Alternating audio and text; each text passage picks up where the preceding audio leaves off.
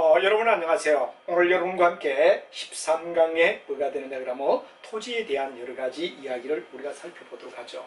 비교적 우리는 토지를 갖다가 공중이다 하는 말과 지평이다, 그 다음에 지중이다 하는 세 가지를 앞쪽에서 우리가 배웠죠.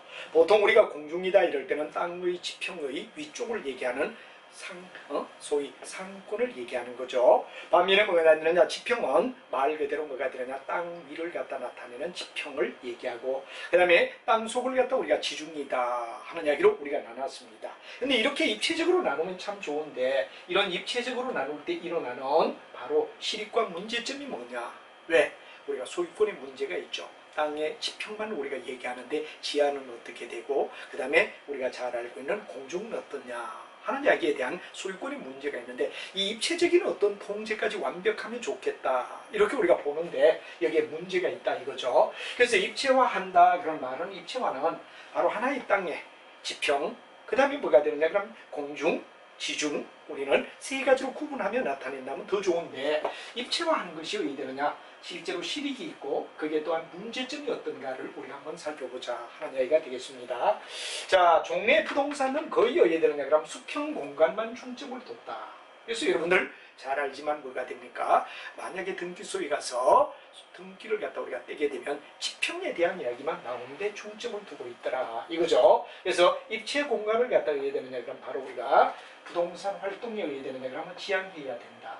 그래서 실제로 본다 그러면 바로 우리가 봤을 때 세 곳을 다 구분하는 이 공중, 지평, 지중으로 나눠주는 게 바람직하다 하는 이야기가 되는 게 중요한 이야기가 되죠. 그러나 이렇게 부동산을 입체화한다라는 거, 여기에서 곤란한 점은 뭔가를 우리가 한번 보도록 하자 이겁니다. 자, 그래서 여러분하고 하나하나 보면 공중, 지평, 지중으로 나누는 게 정상인데, 비교적 지금은 어떠냐 하면 지평만 가지고 우리가 따지는 경우가 있다 이거죠. 그래서 첫 번째 나온 이렇게 입체화되는데 문제점이 뭐냐 하는 곤란한 점을 보면 다음과 같았는데, 현행 지적 제도는 여러분이 잘 알고 있지만 수평적 지적이 중심이다 하는 말이 됩니다. 한마디로 하면 지평을 갖다 기준점으로 어디에 되느냐, 바로 소유권이나 또는 여러 가지 어디에 되느냐 그럼 바로 등기에 나타나는 사항은 이 수평적 지적이다 이거죠.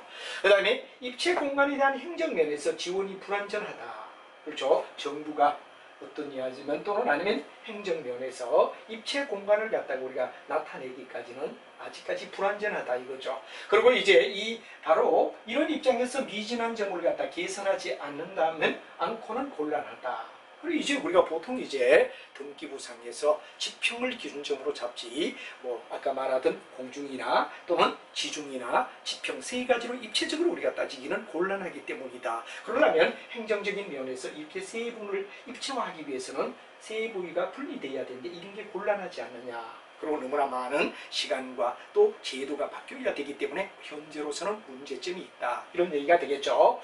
세 번째는 지중 공간에 대한 토지 이용에 대한 뭐가 되느냐 그러면 규제, 그 다음에 지역이나 그 다음에 지구제의 시행이 어디 되느냐 강구되어야 한다 하는 말이 되는데, 바로 지중 공간에 대해서 한마디로 말하면 땅의 뭐가 되느냐 그러면 바로 땅 속에 여러 가지 우리가 땅을 중심으로 지표의 밑으로 땅으로 들어가는 지중에 대해서는 바로 토지 이용에 대한 규제를 갖다가 해야 되고, 지역에 대한 지역 규제 이런 것들이 시행이 강구되어야 한다 하는 게 굉장히 중요한 이야기가 되죠. 어디까지, 또 어떤 부위는 뭐가 되느냐 그러면 공적으로 돌리고 어떤 부분은 사적으로 돌릴 것인가 하는 이런 제도적 뭐가 되느냐 그러면 완벽한 토지 이용에 대한 규제를 갖다 만들어야 된다는 얘기가 되겠죠.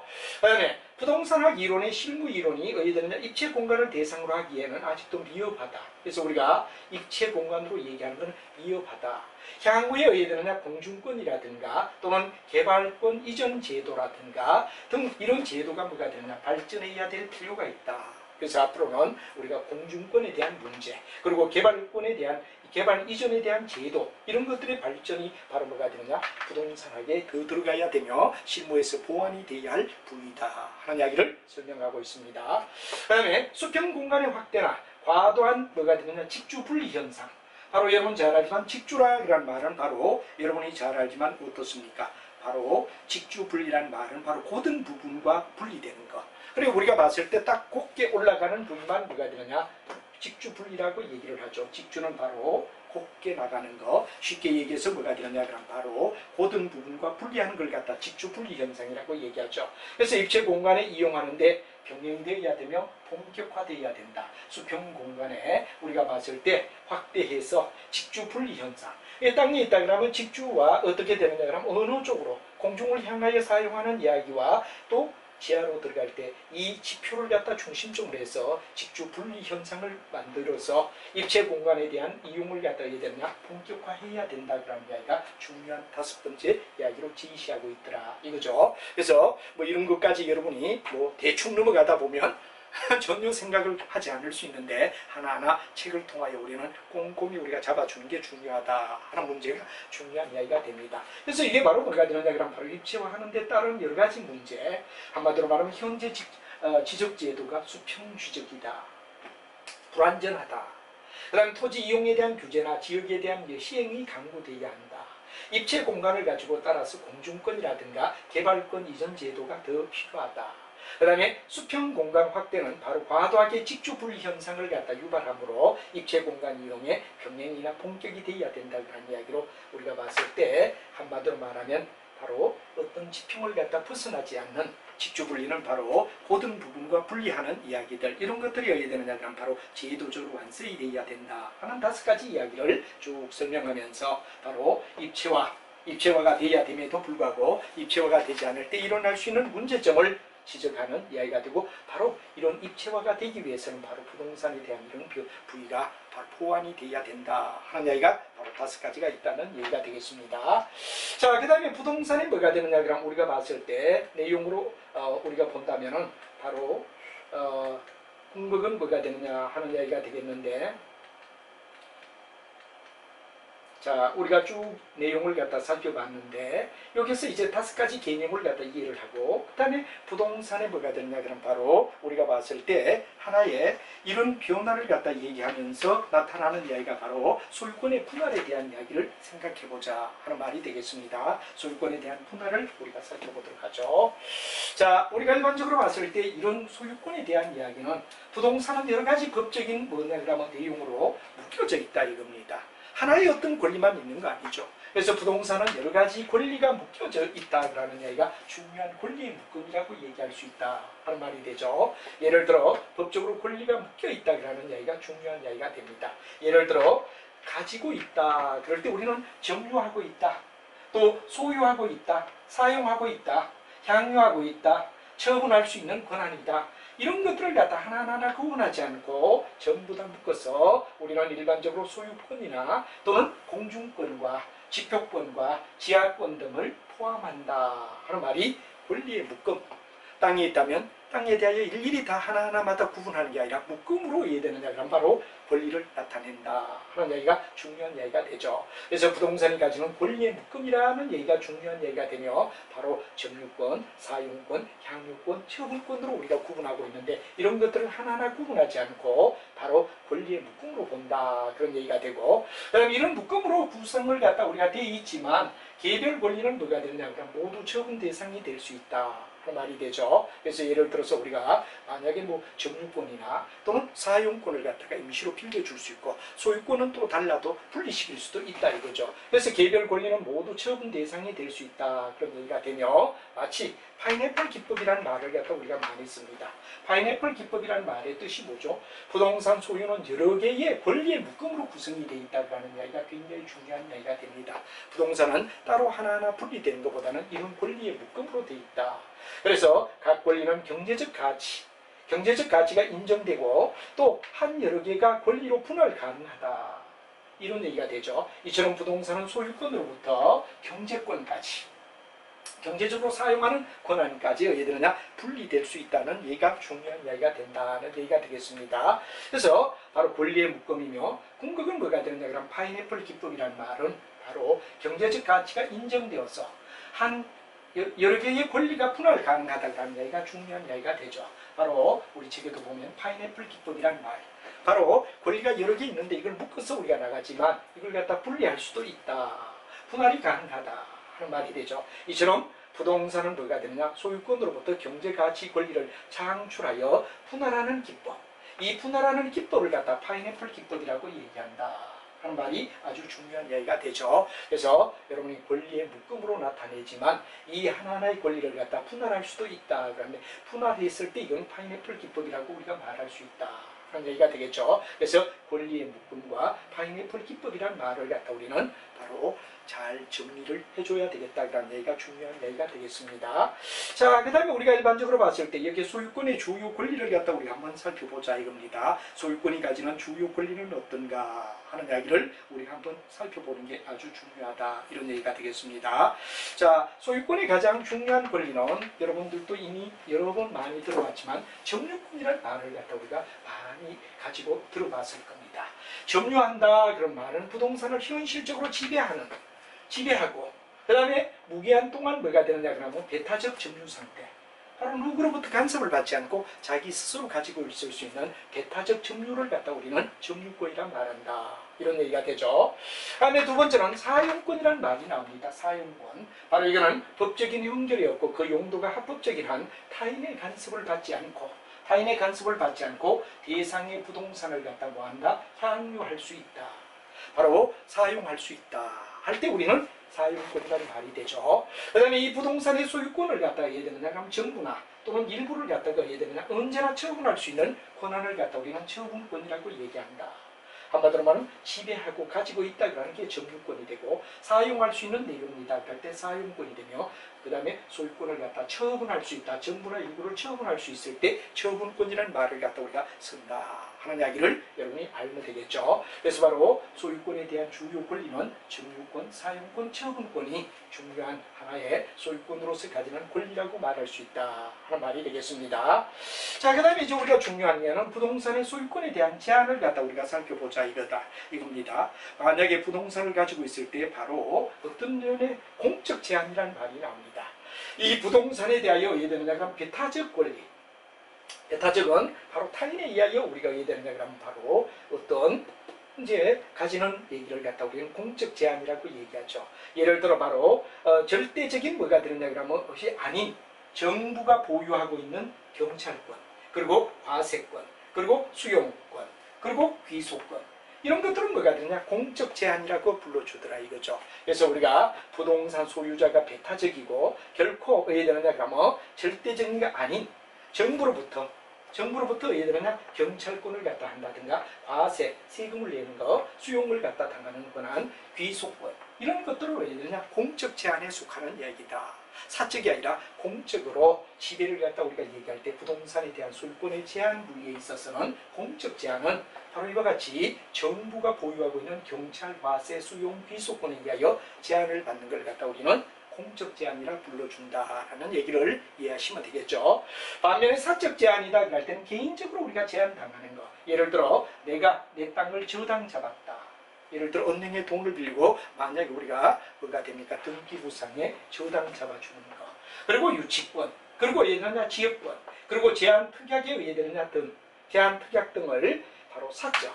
내가 개인적으로 땅의 소유자가 의해 되느냐 그럼 자기 개인에 의하여 결정하는 걸 갖다 우리는 사적 제한권이라고 얘기를 하죠. 그래서 거기는 저당권, 유치권, 지역권, 제약 특약권 등은 바로 사적 제한에 속하지만 공적 제한은 정부가 얘느냐 경찰권이나 과세권이나 수용권이나 직수권 같은 것은 공적 제한에 속하는 이야기다. 그래서 부동산을 가지고 있을 때 바로 제한을 당할 수 있는 부위에 있어서 이런 공적 제한과 사적 제한이란 두 가지를 우리는 생각해보자 하는 얘기가 중요한 이야기가 될 것 같습니다. 자, 이렇게 해서 우리는 일단 부동산이 여러 개 앞에서 얘기를 했지만 부동산으로서 우리가 가지는 권한은 권리 묶음이라는 말을 알아야 되고 그럼 여러 개의 권리가 왜 되느냐 각각 분해되어 있는 걸 갖다 우리는 파인애플 기법이라고 불러준다 하는 말을 했고 그 다음에 소유권 속에는 점유권, 사용권, 처분권이라는 이야기가 나오고 그 다음에 부동산에 대한 제한에는 공적 제한은 정부가 바로 경찰권, 과세권, 수용권,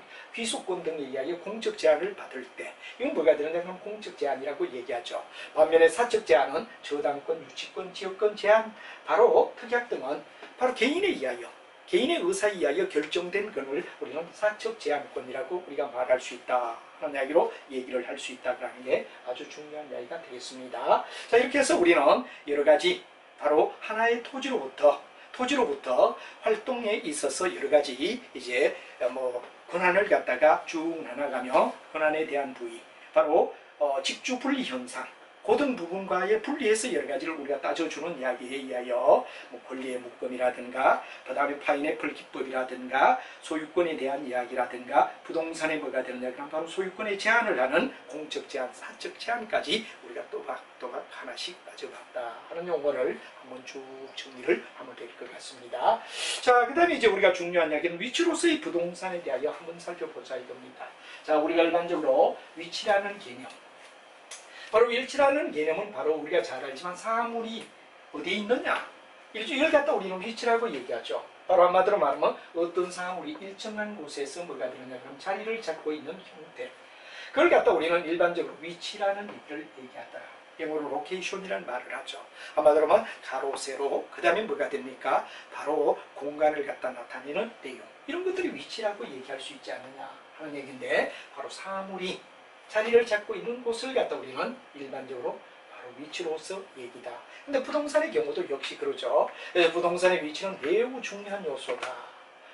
부동산의 특성인 위치, 바로 여러분 잘 아는 부동산의 특성의 위치에는 고정성이라는 말을 갖다 우리가 얘기를 했습니다. 부동산이 이동하며 있는 게 아니라 한 곳에 자리를 잡고 있는 걸 바로 고정성. 그리고 옆에 뭐가 있느냐, 인접성. 이것 때문에 모든 부동산은 현재 주어진 그 상태에서 바로 행할 수밖에 없다는 점이다. 뭐 변경을 갖다 할 수가 없는 거죠. 그래서 부동산의 위치에 따라 유용성에 의해서 달라진다. 예를 들어 똑같은 땅이지만 강남 대치동에 있느냐, 아니면 강북의 어느 지역에 있느냐, 서울 예를 들면 똑같은 땅이라 해도 똑같은 평수라 해도 위치에 따라 그 유용성은 달라질 수 있다 하는 이야기죠. 그래서 우리는 부동산이 다른 부동산과 가치를 달리하는 요인의 하나는 바로 부동산이 있는 곳, 아까 말하던 로케이션, 이게 중요한 이야기가 되죠. 우리가 어디에 있느냐 하는 이야기가 되며, 위치가 바로 다르다는 점이 가치에 대한 평가를 달리하는 이야기다. 똑같은 땅이 500평이 있다 해도 그 위치가 어디냐, 어느 쪽에 500평이냐에 따라 천차만별의 가치를 달리하는 이야기는 바로 위치. 그래서 위치로서의 부동산이 굉장히 가치를 결정하는데 중요한 내용이 되고, 이유는 바로 유용성. 얼마만큼 유용하게 사용되죠? 얼마만큼 부동산이 유용하게 사용될 수 있습니까? 하는 것 때문에 가치가 달라지고, 바로 위치로서의 부동산이 아주 중요한 이야기다 하는 이야기를 여러분이 생각해 줘야 된다는 얘기가 되죠. 그래서 이에 대하여 바로 개념상 우리는 항상 부동산을 얘기할 때 어디에 있어? 사물이 어느 곳에 자리를 잡고 있느냐에 따라 가치가 달라지는데, 그 이야기는 바로 유용성이기 때문에 우리가 중요한 특성의 위치는 바로 고정성과 인접성이라는 얘기를 갖다 얘기했고, 유용에 굉장히 중요한 이야기가 돼서 부동산 가치는 바로 위치에 따라 달라질 수밖에 없다. 어느 지역에 있느냐, 어디에 있느냐, 얼마나 유용하게 활용할 수 있느냐에 따라 부동산의 가치는 달라질 수밖에 없다는 얘기를 하고 있다는 게 위치로서의 부동산이다 하는 이야기를 한번 좀 정리를 우리가 해줄 필요가 있을 겁니다. 자, 그래서 이제 우리가 중요한 이야기는 이런 이야기를 갖다 하나하나 잡아가며, 그 다음에 우리가 봤을 때 위치의 평가에 대한 이야기를 우리가 한번 살펴보도록 하자 이거죠. 자, 위치의 평가는 어떤가? 바로 부동산의 위치를 평가할 때 부동산의 유용성을 평가하는 내용입니다. 앞에서도 얘기를 했지만 부동산의 위치라는 이야기, 위치가 좋다 나쁘다는 바로 얼마만큼 사용의 유용성이 있느냐, 바로 유용성에 대한 평가가 중요하다. 유용의 정도에 따라 달라지게 되고, 그래서 위치의 평가는 바로 용도를 우선적으로 파악해야 되며, 어떤 용도로 사용하죠? 여기에 따라 어떻게 되느냐, 유용성은 달라진다 이거죠. 그래서 유용성의 판단이 기준이 달라지기 때문에 바로 어디에 사용하느냐, 용도가 어디냐, 어느 땅으로 이 땅을 갖다 어디에 사용하죠? 여기에 따라 어떻게 되느냐, 용도의 판단 기준은 달라질 수 있다 이런 얘기가 되죠. 그래서 우리가 일반적으로 주거용이다 그럴 때는 아무래도 쾌적성과 편리성, 바로 얼마나 쾌적하냐, 그리고 교통이나 여러 가지 면에서 편리성이 어떠냐, 여기에 따라 어떻게 되느냐, 그럼 주거용은 굉장히 중요한 판단의 기준이 달라지겠죠. 다음에 상업용이다 그럴 때 상업용은 굳이 장사기 때문에 수익성, 얼마만큼 이익을 낼 수 있죠? 얼마만큼 입지에서 많은 이익을 창출할 수 있죠? 판매고를 얼마나 많이 낼 수 있죠? 하는 이야기가 굉장히 중요한 이야기가 되죠. 그 다음에 공업용은 바로 얼마만큼 생산성을 높이느냐, 생산비가 어떠냐, 바로 예를 들어 원자재나 시장이나 여러 가지 지역적 요건이 바로 공급에서는 생산성에 영향을 주더라 이거죠. 그래서 우리는 공급은 바로 위치 판단에 따라 우리는 가치가 달라진다. 그래서 우리는 일반적으로 바로 어떤 대상이냐, 그리고 접근성이 어떠냐, 그리고 환경이 어떠냐, 여기에 따라 부동산의 위치 가치가 바로 공급은 뭐가 되느냐, 선정이 하는 용도나 규모에 따라 높낮이가 다양하게 주어질 수밖에 없다. 그래서 가치의 분리가 일어날 수 있는데 유용성, 아까도 말했지만 주거용의 경우는 쾌적성이나 편리성이 굉장히 중요한 이야기가 되겠죠. 상업은 그만큼 장사 수익이 얼마만큼 나느냐, 여기에 따라 우리가 달라지고, 그 다음에 공업용은 생산성이나 생산비가 입지가 어디냐, 여기에 따라 우리는 각각 달라지는데, 이런 것 때문에 위치가 바로 토지의 뭐가 되느냐, 토지의 가치를 갖다 결정해주는 높고 낮은 걸 갖다가 판결하는 중요한 뭐가 되느냐, 기준이 된다 하는 이야기를 우리는 생각해야 된다는 게 아주 중요한 이야기가 될 것입니다. 자, 이와 같이 위치에 따라 또는 그 용도에 따라 바로 가치가 달라질 수밖에 없다 하는 이야기를 우리는 얘기하며 유용성이라고 얘기를 하죠. 얼마나 우리가 활용도를 높여주느냐. 바로 이런 것 때문에 우리는 뭐가 되느냐, 그럼 바로 가치의 주된 내용이 달라지며, 바로 쉽게 얘기하면 부동산에 대한 가치가 위치에 대하여 각각 평가에 대하여 달라진다 하는 이야기를 설명하겠습니다. 자, 그 다음 위치에 대한 이야기는 바로 마샬이 이미 의뢰되죠. 마샬이라는 학자가 위치라는 이야기는 바로 가치를 표현한다. 그 다음에 이제 뭐냐, 그럼 허드는 바로 접근성을 강조한다. 그래서 우리가 중요한 이야기는 바로 여기서 중요한 마샬을 바로 위치, 그리고 뭐냐 그러면 그들은 바로 접근성을 강조하면서 얼마나 가까우냐, 접근성은 바로 가까운 걸 얘기하는 거죠. 바로 목적물에 도달하는데 시간이 얼마나 걸리느냐, 시간적 경제적인 뭐가 되느냐 그러면 내용이 거리적 부담이 적은 것을 갖다 우리는 뭐라 그러냐, 바로 일반적으로 좋은 위치라고 말할 수 있다 이렇게 되죠. 접근성이 크다. 바로 접근성은 바로 뭐냐냐, 도달하는데 뭐 예를 들어서 여러 가지 목적에 도달하는데 시간적, 그리고 경제적, 그리고 뭐가 있느냐, 거리적 부담이 적은 쪽을 우리는 바로 위치가 좋다라는 얘기를 설명하며, 거기 있을 때 우리는 뭐가 되느냐, 바로 입지의 여건이 좋기 때문에 가치가 크다 하는 이야기를 우리는 설명할 수밖에 없다 이거죠. 자, 그 다음에 오히려 어떻게 되느냐, 그럼 접근의 대상물 속에서 위험이다 그러는 이야기, 또는 아니면 혐오를 갖다 준다, 이러면 대상물은 뭐냐, 그럼 가치의 바로 하락, 감가라는 말을 쓰죠. 바로 depreciation, 가치의 하락을 갖다 일으키는 중요한 뭐가 되느냐, 그럼 대상이 되는데, 예를 들어 쓰레기 매립장이 바로 부근에 있다, 또 가스 충전소가 바로 옆에 있다, 이럴 때는 굉장한 바로 하락을 가져오는, 바로 가치의 하락을 가져오는 감가 요인이 될 수 있다 이거죠. 그 다음에 우리가 일반적으로 봤을 때 접근이 또 지나치게 어떻게 되느냐, 그럼 접근 정도에 있어서 오히려 지나치게 가까우면 불리한 경우도 있다. 예를 들어 시장 안의 주택은 굉장히 소음이 있기 때문에 쾌적할 수가 없다 이거죠. 그렇기 때문에 시장 안에 있는 주택은 뭐가 되냐, 가치의 바로 하락을 가져오는 경우. 그래서 우리가 위치가 부담을 갖다 적게 주는 쪽이고 가치를 크게 하지만, 반대적으로 이야기할 때 예를 들어 위험이나 혐오가 있는 물건의 경우, 또 아니면 뭐가 되느냐 하면 시장처럼 시장 안의 주택의 경우는 시장이 너무 가까이 있으니 소음이 발생하고 사람들이 왔다 갔다, 또 상인들의 고함 소리라든가 이런 시장, 시골 장터 같은 데는 굉장히 시끄럽죠. 이럴 때 우리가 바로 뭐가 되느냐, 오히려 위치가 가까움으로써 접근함으로써 마이너스가 되는 감가, 가치 하락을 가져오는 감가 요인 속에 속하는 경우도 있다. 그래서 보통 우리는 목적물에 가까이 있으면 또 좋다라고 평가하지만, 이런 경우의 이야기는 바로 이느냐, 바로 위치가 가까울수록 오히려 더 마이너스 역할을 갖다 하는 내용이 된다 하는 이야기를 갖다 우리는 얘기하는데, 이런 내용을 갖다 우리가 생각을 해봐야 된다는 얘기가 중요한 얘기가 되겠죠. 그래서 접근의 대상물이 어떠냐, 또 왜 되느냐, 그럼 접근의 정도가 어떠냐 하는 이야기를 얘기하고, 세 번째 보면 거리의 접근성을 얘기하죠. 우리가 일반적으로 거리의 접근성은 가까워지면 나쁜 경우도 있다 하는 얘기가 되죠. 예를 들어 우리가 봤을 때 뭐가 되냐면, 거리는 가까워도 주차장이 원거리인 경우, 또 아니면 가로 횡단 문제로 거리보다 오히려 우회해야 될 때, 근거리이지만 뭐가 되냐, 일방통행일 때, 일방통행. 예를 들어 우리가 어떤 지역에 가게 되면 일방통행밖에 되지 않죠. 양방향이 다닐 수 없을 때 오히려 어떻게 되느냐 그러면 가치는 나쁜 경우가 된다 하는 이야기를 얘기합니다. 주차장이 원거리인 경우, 뭐가 되느냐 우회를 해야 되는 경우, 그리고 뭐가 되느냐 바로 일방 통행으로 우회가 돼야 되는 경우, 이런 경우는 오히려 어떻게 되느냐 그러면 바로 거리의 접근성이 어떻습니까? 가와도 접근성이 나쁜 경우가 있다. 이게 바로 아주 중요한 이야기가 되죠. 그 다음에 부동산 용도와 접근성 관계를 얘기하는데 부동산 용도가 다양하다 이거죠. 예를 들어 부동산은 여러 각도로 사용할 수 있다 이거죠. 그래서 필요한 요소, 그다음 무엇이, 그다음 뭐가 되느냐 그럼 인가가 중요하다.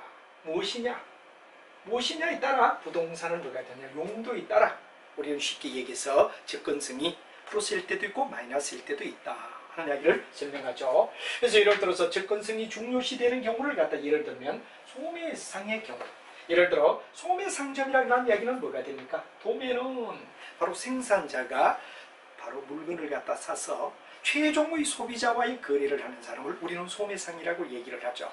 예를 들어서 여러분들 최종의 소비자가 물건을 사고 파는 내용들, 백화점도 규모가 커도 우리는 어디에 되죠? 소매상입니다. 왜? 최종의 소비자와 거래를 하기 때문에. 이와 같이 동네에 있는 이런 소매상들이 최종의 소비자는 고객의 접근이 굉장히 중요하다. 이건 중요시되는 경우죠. 그러나 접근이 중요하지 않은 경우가 있습니다. 예를 들어 강인 협력력이나 독점력을 발휘하는 대형 할인마트가 있다.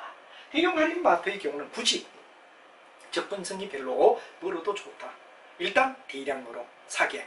이게 중요하다 이거죠. 또 사람이 찾는 빈도가 예를 들어 많지 않은, 예를 들어 부동산의 경우는, 예를 들어 요양원의 경우는 굳이 많은 사람이 이렇게 한적한 곳이어도 좋다. 그래서 우리가 일반적으로 접근이 중시되는 경우는 뭐냐 그러면 장사를 하는 소매상점의 경우라고 얘기하고, 접근성이 중요하지 않은 것은 예를 들어 대형 할인마트라든가 아니면 뭐가 되느냐 바로 요양원 같은 경우, 이런 경우는 굳이 접근성을 갖다가 필요로 하지 않는다. 그래서 중요한 경우, 중요되지 않은 경우 두 가지를 비교하며 바로 접근성에 의하여 가치의 평가가 달라지는 것, 이걸 여러분 이해를 하라 이거죠. 자, 그 다음에 거리와 접근성은 거리가 가까워도 어떠냐 그러면 주차장이 원거리인 경우, 횡단 문제로 예를 들면 우회만 되는 경우, 또 일방 통행만 되는 경우, 이런 경우는 굉장히 예를 들면 거리가 가깝다 해도 뭐가 되냐 나쁜 경우가 있다 하는 이야기로 우리가 하나하나 정리를 해주는 것이 아주 중요하다 하는 말을 여러분께 설명할 수가 있겠습니다. 자, 그 다음에 이제 우리가 또 본다면 뭐가 되느냐 그런 얘기가 있는데, 환경으로서 부동산은 어떤가 하는 이야기를 살펴보도록 하자 이거죠. 환경으로서 부동산은 어떠냐 하는 이야기를 살펴보죠. 자, 부동산 환경이란 말은 부동산을 둘러싸고 있는 여러 가지, 만약에 우리가 봤을 때 뭐가 되죠? 그 부동산의 어떤 내용 속에서 자연적인 이야기, 그 다음 물리적인 이야기, 사회적인 이야기, 경제적인 이야기. 그래서 우리가 자물사경이라는 말을 자주 학생들은 외우기도 합니다. 자연적인 거, 물리적인 거, 사회적인 거, 경제적인 거, 이렇게 해서 네 가지를 갖다 자물사경이라고 우리가 불러주면서 환경에 영향을 주는 이야기는 바로 자물사경이다, 이런 말을 제조건을 얘기하는 겁니다. 그래서 우리가 일반적으로 봤을 때 어떤 부동산이 가지고 있는 자연적인 이야기, 물리적인 이야기, 사회적인 이야기, 경제적인 이야기, 바로 자물사경의 경우를 갖다 우리는 뭐라 하냐 환경이라고 얘기하며, 바로 부동산 환경, 바로 존재가치 인식이라는 말을 쓰죠. 부동산 환경이 바로 존재가치 인식의 중요한 이야기다. 환경이 어떠냐? 환경의 가장 중요한 건 자물사경이라는 이야기, 자연, 물리, 사회, 경제, 이 네 가지 조건에 의하여 우리는 얘기하며 바로 부동산 환경이 존재 가치를 결정짓는 중요한 인식이다 하는 말을 쓰고 있습니다. 자, 그 다음 부동산 환경 속에서 우리가 가만히 보면 부동산 환경은 어떠냐 이야기가 되는데, 보통 우리가 부동산의 환경이란 대상의 부동산이 영향을 미치는 모든 상황을 갖다 얘기한다. 그래서 부동산 환경은 복합적 개념으로 살펴봐야 한다. 아주 중요한 이야기는 하나만 가지고 따지는 게 아니라 부동산이라고 얘기할 때 환경은 그건 복합적이다. 복합적 개념의 관찰이다 하는 이야기를 우리는 생각해야 됩니다. 자, 그래서 이제 첫 번째 나오는 게 부동산학은 환경의 구성분자다. 부동산학은 환경의 뭐가 되느냐 그러면 바로 구성분자다. 환경과 부동산 간에는 전체와 부분에 해당되는 관계가 성립되므로 환경의 변화는 개개의 부동산에 영향을 미치고 또한 대상의 부동산 상태가 환경에 영향을 미친다. 그래서 우리가 궁극 뭐가 되냐? 환경의 변화가 뭐가 됩니까? 개개의 부동산에 영향을 주고 또 왜 되느냐? 대상의 부동산 상태가 뭐가 되느냐? 그럼 환경에 영향을 미친다. 서로 주고받는다는 얘기가 되죠. 그래서 환경이 어떠냐 하는 문제도 중요하지만 개개의 부동산 자체가 어떤 영향을 주느냐, 환경이 어떤 영향을 미치느냐. 그래서 바로 우리가 봤을 때 뭐가 됩니까? 전체와 부분의 조화, 전체와 부분의 서로가 상립관계로서 전체가 부분에, 부분이 전체에 영향을 주는 상관관계를 가지고 있는 경우를 첫째 생각할 수가 있다 하는 말이 되죠. 다음에 둘째로 우리가 보면 부동산 활동을 지배하는 부동산 현상에 영향을 미친다는 얘기가 되는데 환경은 부동산의 활동을 갖다가 얘기하면 지배한다. 그래서 우리가 일반적으로 부동산은 고정적이 아니라 가변적이며 부동산 활동에 있어서 환경의 지배 영향을 구체적으로 분석해야 되는데 이걸 환경에 적응하도록 노력해야 된다는 이야기가 된다. 그래서 우리가 일반적으로 환경이 주어져 있다면 부동산은 그 환경에 적응하며 바로 왜 됩니까? 유용성을 높여가려는 지배적인 영향을 갖다 받는다는 얘기가 되는 거죠. 아까 전체와 부분의 영향을 갖다 서로가 주고받는다는 이야기를 갖다 했고 두 번째 이야기는 뭐가 되느냐? 환경이 바로 어떻습니까? 부동산에 영향을 준다. 즉 바로 우리가 봤을 때 부동산 활동을 지배하고 부동산 현상에 영향을 미친다는 게 굉장히 중요하다. 환경에 영향을 준다는 얘기. 자, 아까는 환경과 전체와 부분이라는 얘기로서 서로가 양존한다는 얘기가 된다면 여기는 환경이 부동산 활동을 갖다 해야 되느냐? 바로 지배한다 하는 이야기로 두 번째 이야기를 하는 경우도 있다. 이런 얘기가 되겠죠. 다음 이제 인간은 보다 나은 환경 개선을 위하여 부단히 해야 되느냐? 그럼 노력하며 환경이 바로 뭐가 되느냐? 그럼 다시 부동산 활동이나 현상을 통해 인간에 영향을 준다. 그래서 우리는 끊임없이 인간은 뭐가 되느냐? 환경의 개선을 위하여 엄청 노력을 갖다 한다. 그래서 얘들나 부동산 활동은 바로 인간에게 영향을 줄 수밖에 없다. 그래서 인간이 보다 나은 환경을 가지기 위하여 노력한다는 것은 바로 부동산 활동 현상이 인간에게 영향을 준다 하는 이야기로 설명할 수가 있다는 얘기가 되겠죠. 다음에 환경의 경계를 파악하여 부동산 활동을 해야 된다. 그렇죠? 주어진 환경의 경계를 통하여 부동산 활동을 갖다 해야 된다는 얘기가 중요하죠. 부동산 환경은 공간적 확대 현상이며 무한대로 확대되는 게 아니다. 땅이라는 건 제한적이죠. 유한한 땅을 얼마나 쓸모있게 유용하게 사용하느냐 이게 굉장히 중요하다 이거죠. 그래서 우리가 확대 현상은 차단되기도 한다. 그래서 이러한 부동산 환경은 경계는 바로 지역 분석을 통하여 범위를 명확히 의논하여 파악해야 된다는 얘기가 중요하다 이거죠. 특히 주거에 있어서 최근 부동산은 생태학적 환경이 어떠냐, 사람이 사는데 얼마만큼 영향을 주죠? 환경이 좋으냐 나쁘냐. 그래서 주거에서는 굉장히 중요한 이야기가 바로 생태학적 환경이 중요한 변수로 적용되고 그런 중요시되는 경향이 있다 하는 이야기를 우리가 쭉 가며 바로 환경과 부동산의 관계는 어떤 관계인가를 가볍게 우리가 5가지로 설명을 했는데 다시 한번 얘기하면 바로 환경과 부동산은 서로가 주고받는 구성분자다. 근데 환경이 부동산 활동을 지배한다.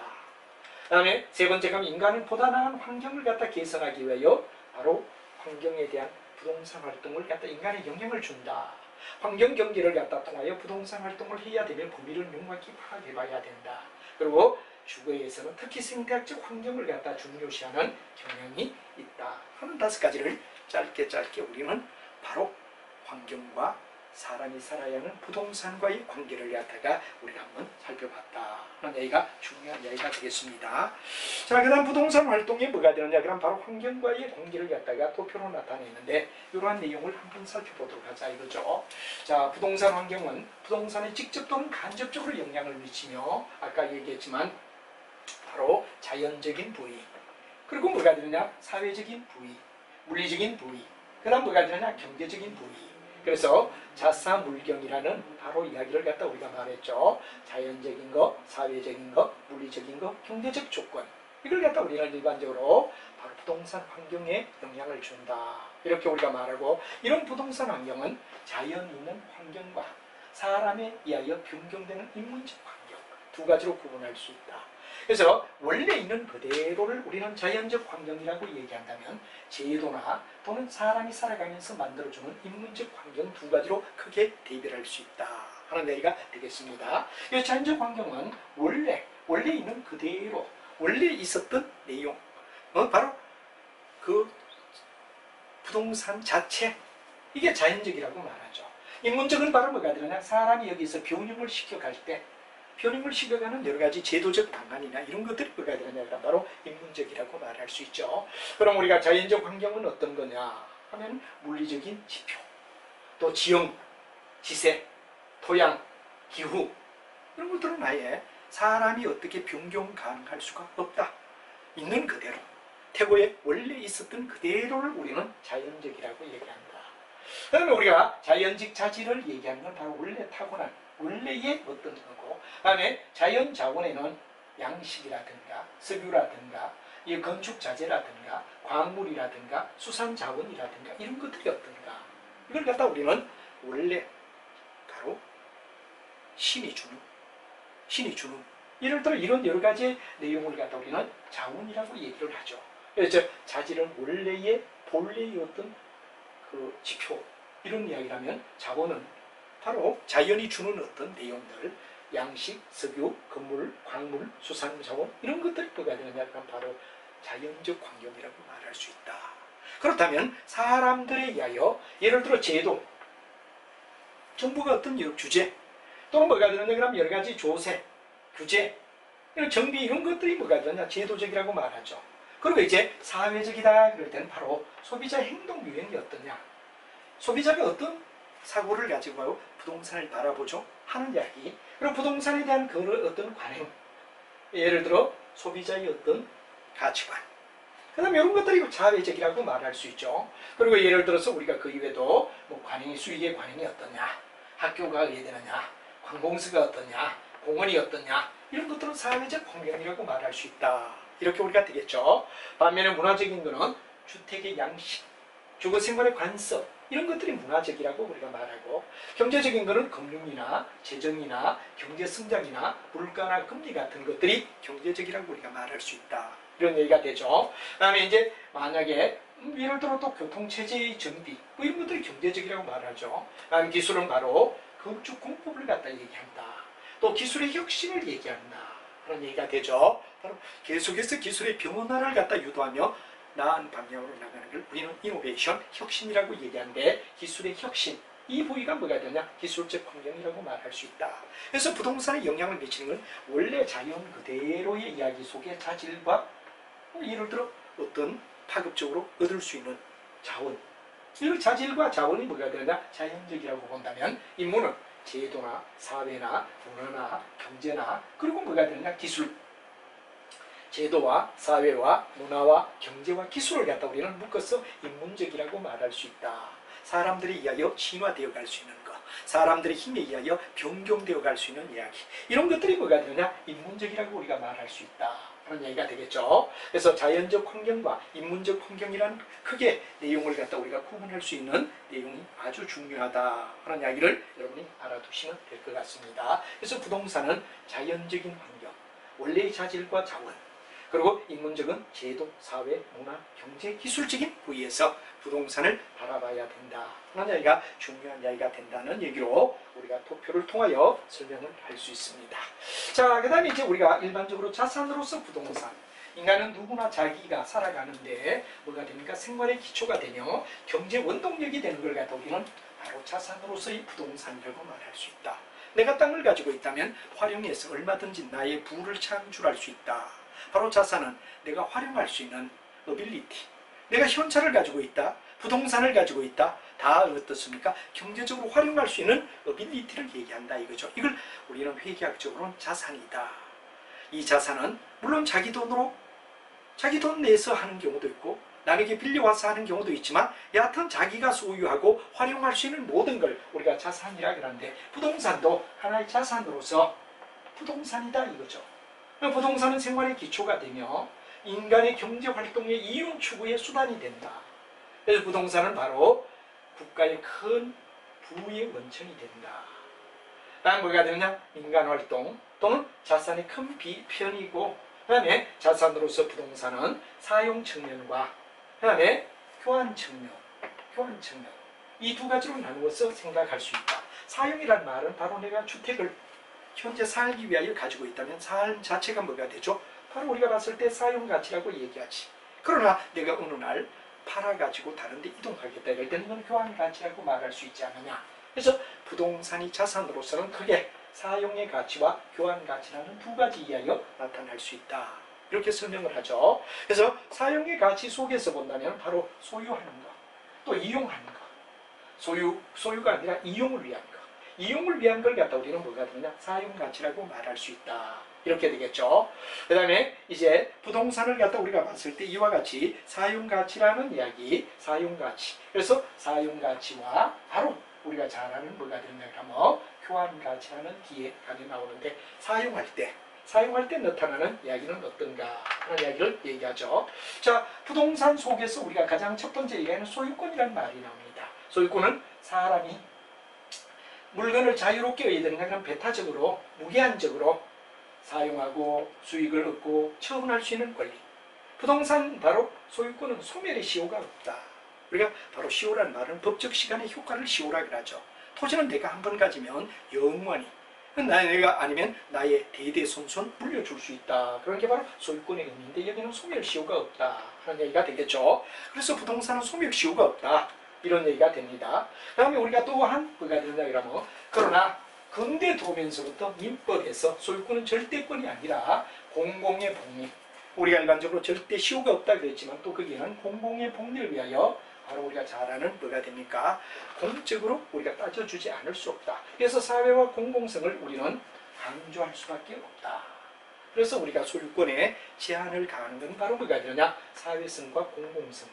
한마디로 토지의 공개념이라는 얘기를 갖다 우리가 많이 쓰죠. 부동산의 공개념이다 하는 얘기로 이해할 수 있습니다. 그래서 이 소유권과 난 여기에서 이용권의 강요는 반드시 뭐가 되느냐? 충돌이 일어날 수가 있다. 부동산은 늘어나게끔 계속 의되느냐? 우리가 늘어나게끔 할 수가 없다. 그래서 타인의 소유권을 이용해서 얻어지는 부동산을 이용할 수밖에 없는데 결국은 부동산 이용자에게 불리하게 작용될 수 있는데 이용권자를 보호하기 위한 정책이 매우 필요하다. 그래서 예를 들어 주택임대차보호법 또는 전세권 확정일자 이런 것들이 뭐가 되느냐? 바로 소유권에 대하여 이용권에 대하여 일어나는 소유권을 가진 사람을 얘기하고 활용하는 사람의 이용권에서 일어날 수 있는 소유권과 소유하는 자와 활용하는 이용하는 자의 두 사람 사이에 뭐가 되느냐? 충돌이 일어날 수 있는데 이걸 법적으로 주택임대차보호법이나 전세권에 대하여 확정일자 등을 우리가 잡아주는 예가 그 대표적인 이야기가 되며 소유권과 이용권의 충돌이 일어날 수 있다 하는 말을 우리가 쓸 수 있습니다. 자, 그러면 다음 시간에는 역시 교환가치 측면을 조금 더 우리가 경제적인 부위이기 때문에 살펴보도록 하고 오늘은 일단 소유권과 이용권의 충돌까지 이야기를 여러분에게 설명드리겠습니다. 여러분 매우 수고했습니다.